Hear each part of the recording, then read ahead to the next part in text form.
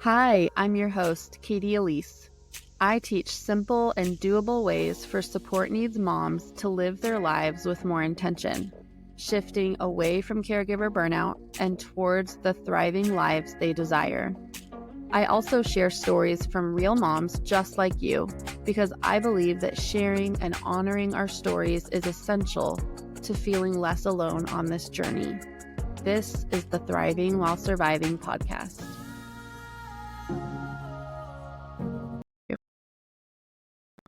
So I'm so excited to introduce my first guest on the Thriving While Surviving podcast, my good friend, Michelle Mance. I first met Michelle at kindergarten after school pickup as her daughter was in one of my son's classes a couple years ago. And if you know me well at all, you probably know I'm an introvert and deal with a little bit of social anxiety, but I just had a feeling that I was supposed to get to know this woman, introduce myself, and I'm so glad that I did. She is warm and funny and down to earth and such a generous person. So today she'll be sharing some of her story with navigating her daughter's autism journey, and we'll be discussing what it's like being a support needs mom as a military spouse, as we both have that in common.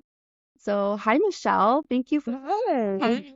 yeah, Absolutely, no problem at all. yeah. I'm just so excited to have you as the first guest on my podcast. So thank you. Just keep saying nice things here all day. Okay, well, why don't we start off with you telling us a little bit about yourself? Okay, a little bit about me. Like you said, I am a military spouse. My husband's currently deployed, parts unknown of the world here on a big ship. I have 2 kids. I have my daughter who was in your son's class, and I have a son who is in his senior year of high school, which is its own challenge. We've been applying for colleges, and it's a lot. It's a very big split between having a second grader and a senior and trying to figure out which brain I should use. Imagine. And in my real life, I am a lawyer and do special education law as well as represent school district in litigation, but I do it. So yeah, that is pretty much all I have time for most days. I Wow. enjoy like doing yoga. I'm trying very hard. I'm on a bit of a self-care journey to take care of myself because I get burned out, weekly, daily. Okay. You know how Um, passionate I am about that. so I'm trying so hard to be there for myself too, because I am there for everyone else. So that's pretty much me in a nutshell. What are some of the things that you have found that have been most helpful with that? Like just navigating, trying to prioritize self-care and not keeping yourself from burning out. I'm not very good at it. I tend to do pretty extreme things. I just got back from, as you know, we talked about the other day, I went on a week-long solo trip to Bali to a yoga retreat.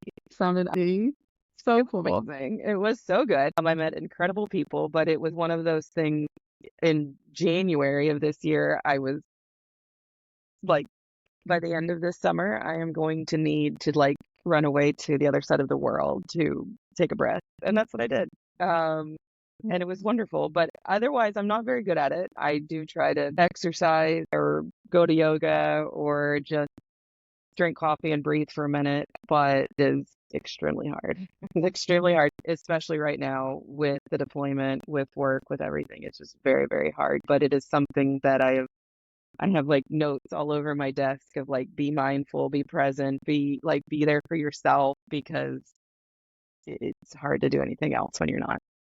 Yeah, that makes so much sense. And yeah, you have so much on your plate right now with work and your husband being away, just all the things. So you're doing an amazing job. I know it might not feel like it at times. You are doing really Mostly I just like melt into a puddle into my bed at night and go, it's over. Okay, do it again tomorrow. Yes. Well, do you mind sharing a little bit about what led up to your daughter's autism diagnosis and what that So Lucy is 7 now, so we've been on this journey for a while now. She is just, the light of this world. Like she's just such a joy. But she didn't talk. That was her biggest red flag for her. And I mean, girls, as you know, girls and boys present very, very differently. Yeah. And I mean, every child, it's a spectrum for a reason. Every child presents differently, but boys and girls especially are vastly different sometimes. And so she didn't talk, not a word. not one word, 18 months. She's just like living in her best life, just in her head. And so the pediatrician was like, you should go to speech therapy. We're like, okay, sounds great. I was totally ignorant to anything in this world at that point. And so I was like, all right, sounds great. Will it help her talk? Let's do it. And so at 18 months, we started speech therapy. And after a couple of months, the speech therapist was like, you might want to get her, looked at for autism. Might want to get her evaluated.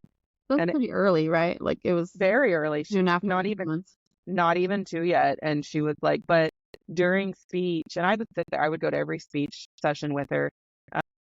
And she would, climb under the table or just not focus. There was just not a lot of focus. She was I call it Lucy's land. She was just doing her thing. And the speech therapist was wonderful. She was very patient with her, but yeah, she was just doing her own thing. And so I said, okay, I'm a very practical person. I mean, I had my moments of, it was after the actual diagnosis that I, had my brief moments of grief. It comes no matter what. You're not grieving your child, but you're, grieving the life you thought that they would have or whatever it is. And, but at that time I was just like, okay, let's do it. Like, let's get to it. Let's figure it out. Let's get her the resources she needs. And so, as you know, in San Diego, it takes a long time to get to be, diagnosed and or evaluated for anything. It took us,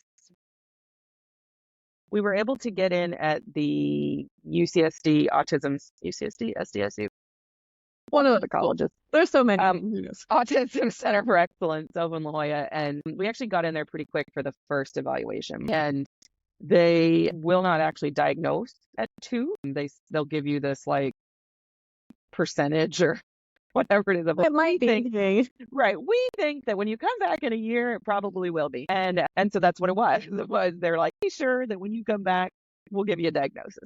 And so, but with that, we were able to start like with regional center and start with the different resources in early intervention at that point. And then we just kept going. And at 3, she got her official diagnosis. And yeah, we've just been doing the thing since then. Yeah, that's so interesting. One of my sons was diagnosed at that same age too. It's like, we're pretty sure, we think this might be going on, but then, they can't like officially diagnose it until they're 3. Which is so funny because it's like, if you know it too, and now that, I mean, as well as I do now that like you kind of get a sixth sense about it. So like when you're around other kids, you're just like, I see you, Mom. Yeah. I see you. So, like, talk to me in a year or so.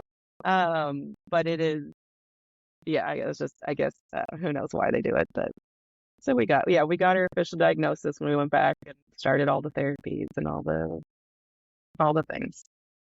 So you talked about how you're a very pragmatic person, and so I think that probably a lot of people can relate to, I mean, everyone processes these things differently. At least I can relate to like kind of wanting to dive into action mode, at least be like, okay, this is what it is. We're going to navigate this. We're going to, figure out what's next. How do you feel like you processed the news eventually? Do you feel like it was kind of like ups and downs emotionally, if you don't mind sharing just a little bit more? Of course I don't mind. Yeah, no.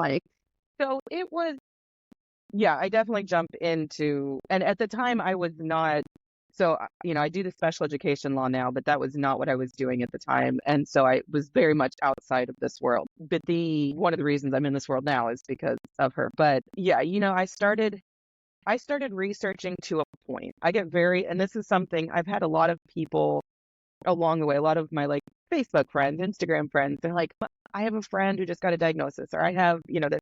And the first thing I always tell anybody I talk to that just got a diagnosis, for one, it's confusing because you get a diagnosis and then it's like alphabet soup. It's worse in the military as far as acronyms go. And it's like, why do I have 6 case managers and what are all these letters meaning? And so it was, for me, the research was not, because I have a hard time with like, I don't like to read parenting books. I don't like to read books I will overwhelm myself with that kind of stuff. I do things how I do things. I do things with Lucy how I like to do things. And so I just trusted that I could parent her correctly, regardless. But like I would research more into the therapies, trying to figure out what is ABA, what is RBT, what is DCBA, what is All the letters. Yeah, you're right. And then- It is similar to the military in that sense. and add the military. So what's EFMP? What is this? Oh, yeah. And so it's like it was just so confusing that that's what I researched most was like, okay, how do I navigate the system? Like, how do I, they'd say go to here, here in California. I don't know what it is everywhere else, but in California, like go to regional center. Well, with TRICARE, I could get what I wanted covered where regional center didn't want to pay for it kind of stuff. So it's like me trying to figure out that stuff. So I was doing the very practical steps of, okay, I'm going to get insurance to cover it instead of going through regional center because I like this place more than this place, that kind of stuff. Emotionally, and again, this is one of my burnt out fatal flaws probably is I don't generally process my emotions real well. I just push them all down. And so this is another one, just push it on down. Yeah. Like I said, once after she was actually diagnosed at 3, briefly, I had, like a little bit of sadness, but it was one of those, it's like,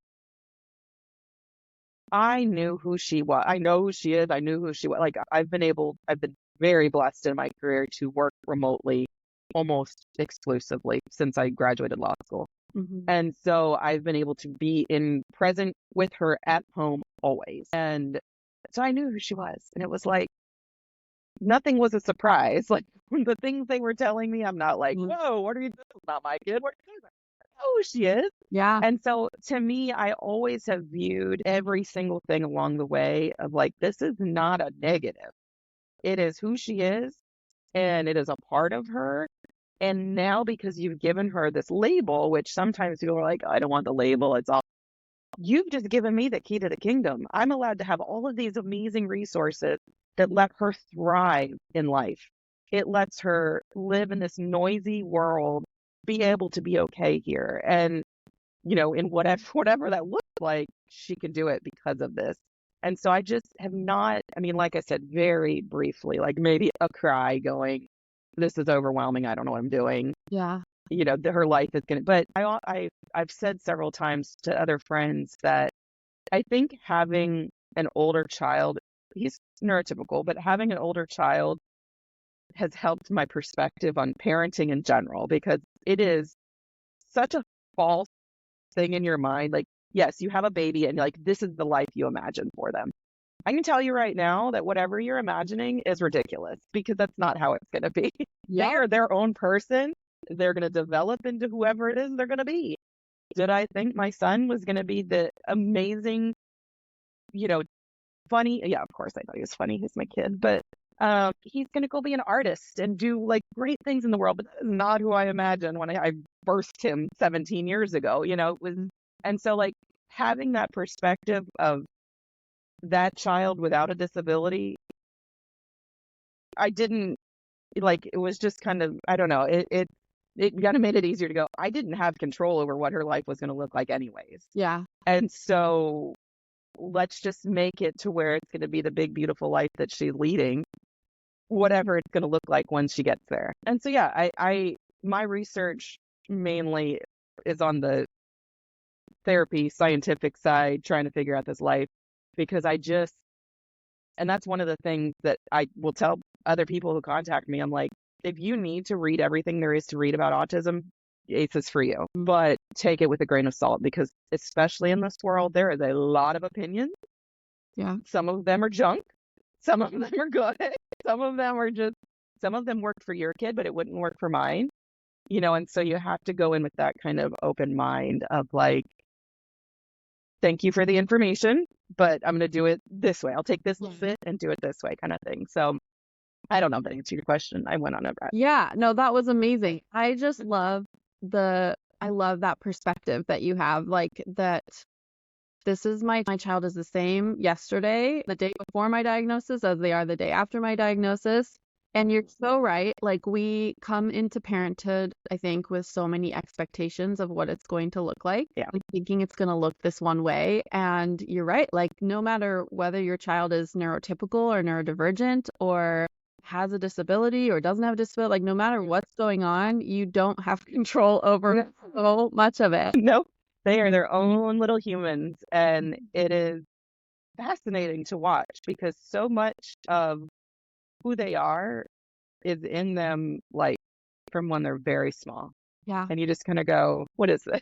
What's happening here? But it's just, I don't know. It's one of my favorite things about being a mom is just watching as they become people. It's like I told a friend of mine yesterday with Jacob, especially, I'm like, every day I'm trying to teach him how to be a human before he leaves me next year to go to college. I'm like, Yeah. I can't have him going to college going, how do I, what do I do? No, you're going to be a full human. Go. Yes. And I think it's great and interesting that you were able to have that perspective of like, having your son who's a little bit older and having gone through some of those parenting things and just be able to kind of look at it with that perspective. I I also think I'd be a lot more anxious with Lucy if I didn't have that because, really, yeah, like it just because I was anxious with him for many years, just like, what I was very, I mean, I was 23 when I had him, so I was very young and I was like, what do I do? I don't know what I'm doing here. where's the And so, manual? but with her, I was like, it's fine, it's fine. I'm like, it's just, it'll be all right. It's great. I also really love how you were talking about like this idea that like they're not like the things that you were seeing in her that were showing that she is autistic.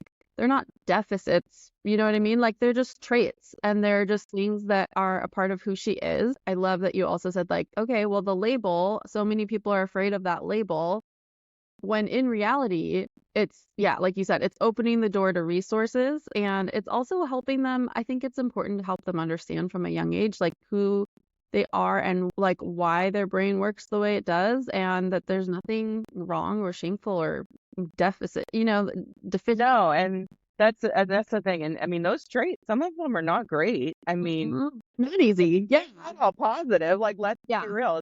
Sister will punch you straight in the face if, she's no, like, and, she things have gotten better as she's gotten older as far as some of the more extreme meltdowns. I mean, when she was in kindergarten with my son, she They were a wild pair. destroy the room in 5 seconds flat. If she went into melt and well, again back into Lucyland. Lucyland sometimes is a happy place, sometimes it's not. And destroy it. But it is. Again, every kid has things that are good or bad or other thing. But it's like having her understand that this is why this is. Like you said, it just helps. I think it will help. I mean, sister walks around. She wears fluffy pink earmuffs every single day of her life. I love that. All the time. And she did that for herself. Yeah. When she was in kindergarten at the Christmas shop, she, instead of shopping for anybody else, she bought herself pink earmuffs and has worn them every day since. Not that pair because those were gross, but we bought other pairs. Yeah. But that was like her self-advocacy, but it was one of those like just understanding what she needs and how we can do that for her. And it's just, yeah. So, yeah. Anyway. And I love that. And I think it's beautiful that she did that. And I think as parents, we all hope that as our kids get older, that they don't lose that. You know what I mean? That we can help them develop that self-advocacy, but also that they don't feel like shame or, you know what I mean? Just the things, because our world is just not geared towards neurodivergent. So it's tricky, navigating that. Okay. What are some unique challenges that you faced as a mom to a child with both support needs and as a military spouse? So there's a few things I want to touch on here, but I want to hear what you think. And like navigating both of those things side by side is its own unique experience. And hear what you think and what your experience has been. Being a part of the military community and dealing with this, it is its own challenge, but at the same time, and there's lots of us. And so, community is great as far as there's a lot of understanding. They also do provide some resources. I say some because they try. Bless their heart, they try. Could they be better? Sure. But they try. The one thing I will say is that our insurance, for good, bad, or ugly, man, it covers everything you need it to cover. At least that has been our experience. I know others have had to fight, but we have never had to fight for it to cover. She did ABA for a few years. Don't throw hate. It's just what No, it is. no. Not you, just in general. The internet. Yes. We did it for a couple of years because that's what you're told when you Yes. No, we tried it this with the world boys do with it. the flu. We did it until I was uncomfortable and I said no more. But TRICARE covered every single penny. We did speech therapy, OT. We tried. I mean, just they covered everything, and that is such a huge relief when you're dealing with this because I know people who are not military who that's like 17 extra stressors of okay, now we need to try to find state insurance. Now we need to try this to cover it. Then can we get regional center to cover some of it? Can we do it's just something we didn't have to deal with. And so like that was a positive for me being a military spouse dealing with this. The negatives are that I think we can reach caregiver burnout way faster because I'm alone for I don't know how many months yet because the ship that we were supposed to be, and it's been in the news, so it's no secret, no OPSEC break. You're not breaking any OPSEC. I'm not breaking any OPSEC, but the ship that we were supposed to be going to relieve just got extended again and again and again. And so we're not extended yet, but the chances of us being extended are pretty good. And so it's like, during right after Lucy's diagnosis was in 2020. Why not? It's fun. Fun year, fun times. Fun time. And we were in a deployment year. He left in September and it was awful. Every second of it was awful for so many reasons. But it was like I didn't have the privilege to get sick, if that makes any sense. Because I sat at home going, what do I do? If I get sick, I can't take her to the hospital with me. There's nobody to watch her because I don't trust anybody to watch her. What do I do? Mm-hmm. And so, it was these kind of challenges that because and I guess, I mean, to an extent, maybe single parents deal with it too, but it's like, I don't have family here. My family's on the East Coast. We've lived in San Diego a long time, so I do know people and have friends who live around the corner. It's just not, it's such a bigger challenge to just, we don't have support. We don't have that kind of support that we might elsewhere. And oh, by the way, maybe we'll move and maybe we'll do this.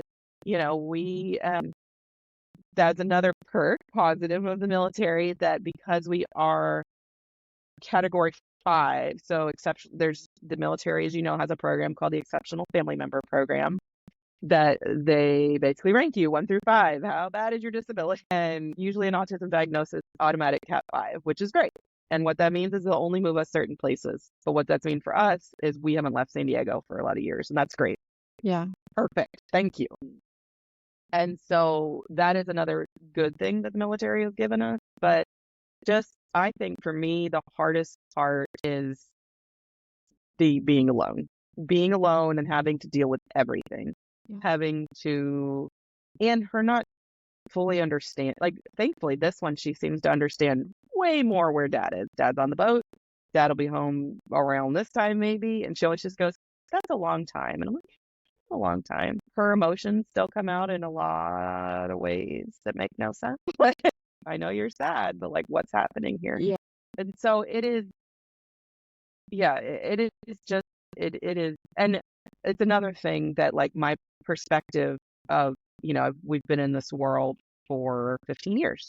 Mm-hmm. So my husband's been in for 15 years, and so it's like I've gained experience. I've gained I'm basically a salty old spouse at this point of like, come and go when you can. Yeah. See ya.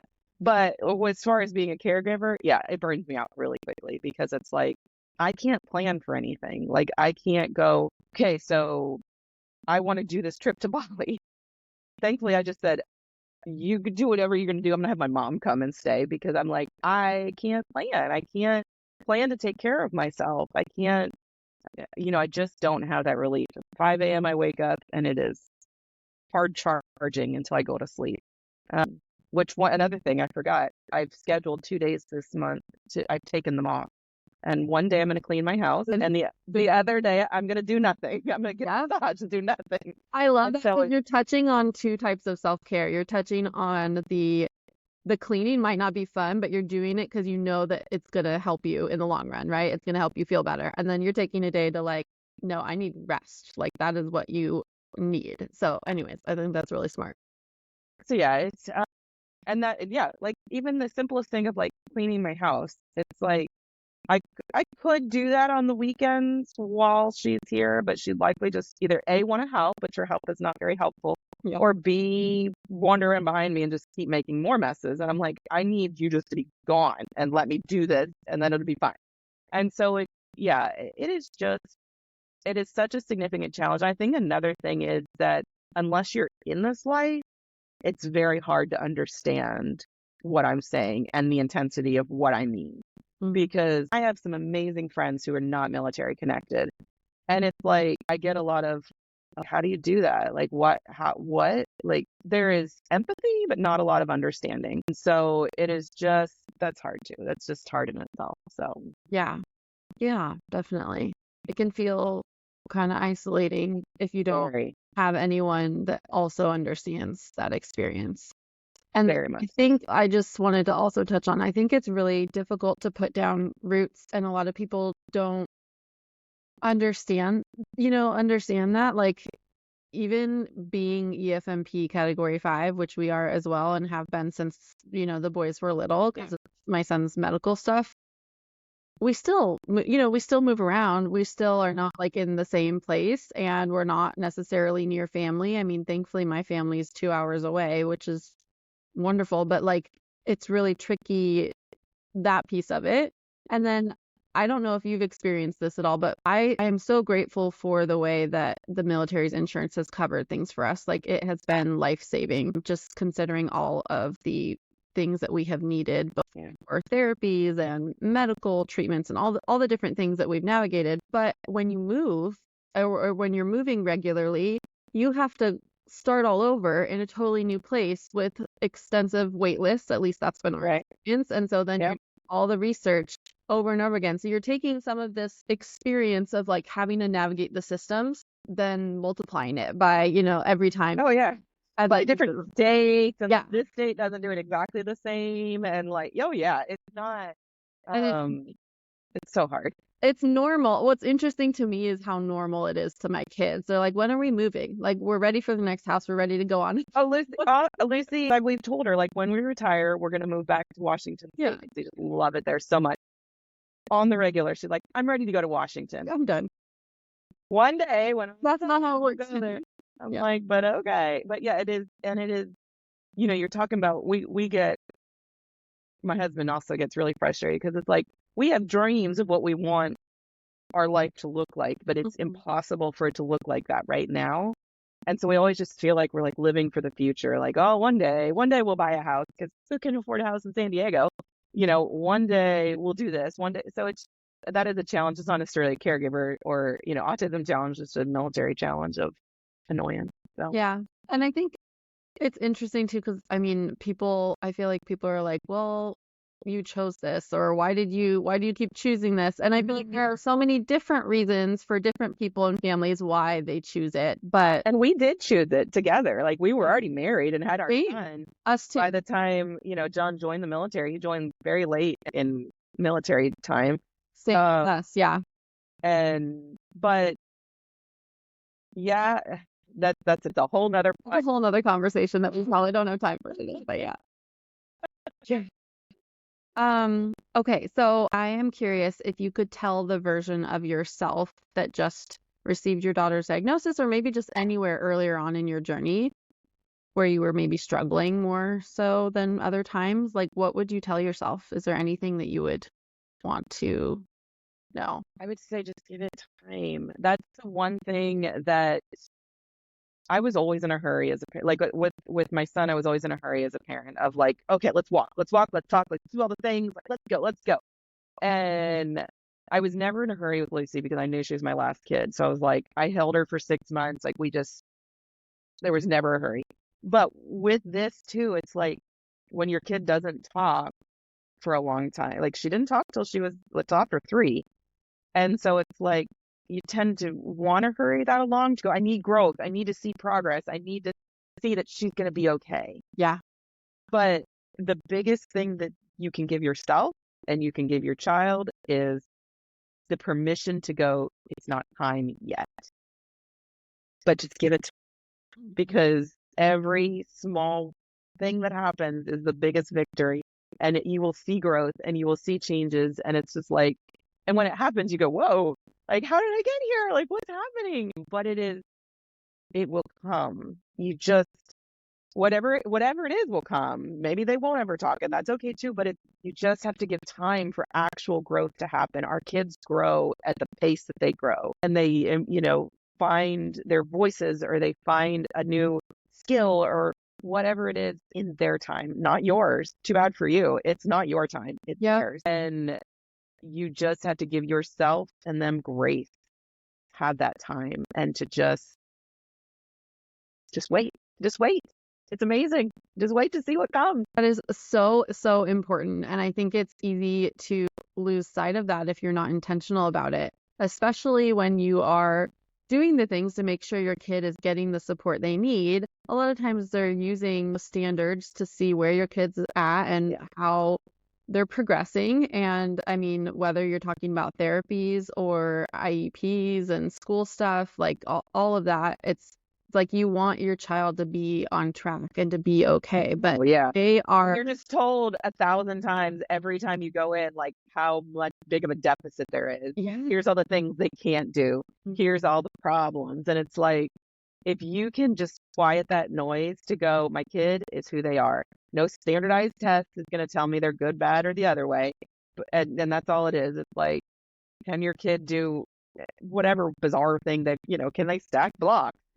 No, not today, but maybe tomorrow. She'll knock them down if you want her to, but it's like they're gonna be okay and do it in their. That's exactly right. And you have to stay focused on that, to go, I hear you, I hear all the things you're throwing at me, and they're very negative, but I am giving myself the grace to go, my kid is awesome, and I'm giving them time, and that's all we can do.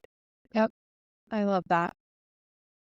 Okay, well, I feel like we could do probably a whole nother episode on IEP series, school stuff. And I know you and I have been in the trenches a bit. You've seen our story up close and personal with just navigating, school things. And if you had to just touch on that for a moment, is there anything you would want to say in regards to just IEP. being your child's advocate in an educational setting or whatever setting you've needed to advocate for your child?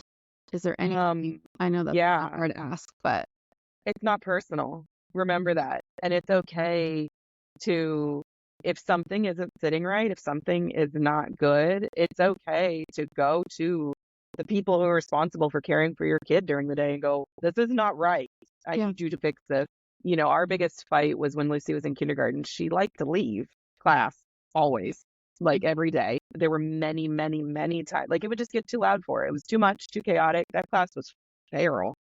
And it. We were there's a lot going on. Children, general education classroom, and it was just wild. And she would leave. And so I have a very good relationship with our whole IEP team. But I went in there to the principal and I said, if I take you to due process, you're going to lose. Yeah. And she's like, I know, but they've never held it against me. They've never, like, it's not personal. Fight your battles, fight your fight. And you helped me remember that so much. And like, I think I didn't realize how much of a people pleasing tendencies I had until I had to, step into that role and be like, oh, it's not personal. It's not personal. Like, I'm right. No, doing what I need to do. Just, what is that movie? It's not personal. It's just business. It's business, not personal. Yeah. That's exactly right. But yes, we definitely could do. Happy to talk. I think we should actually, at some point, come back and do for sure. Absolutely. Well, I just am so grateful that we were able to have this conversation. And your energy is just so wonderful. So thank you for taking the time. And if people wanted to connect with you or find you somewhere, is there anywhere that you would point them towards? Instagram is probably the best. I do have a public page that's just small and not very exciting right now, but it might be eventually. And it is Breathe in the Good. So, but with a period in between. So breathe, period, in, period, the, period, good. No periods at the end. If you aren't following that, definitely follow it because it's just uplifting, beautiful, warm messages every day, which we all need. And I'll make sure to put that in the show notes so people can find you there as well. Awesome. Well, thank you so much. Thanks, Katie. We'll talk to you soon. Okay, sounds good. Bye. Thank you so much for listening to another episode of Thriving While Surviving. If you or someone you know is interested in sharing their story as a support needs mom on the podcast, please email me at hello@katieelise.com. I'll link my email in the show notes. I would love to connect. If you're looking for more resources, my website has free resources as well as information about my upcoming course, Self-Care Reset for the Support Needs Mom. And lastly, if you enjoyed listening to this episode, please consider leaving a rating, a review, and sharing the episode with friends, as it's one of the best ways to grow the podcast and make sure that it reaches as many people as possible.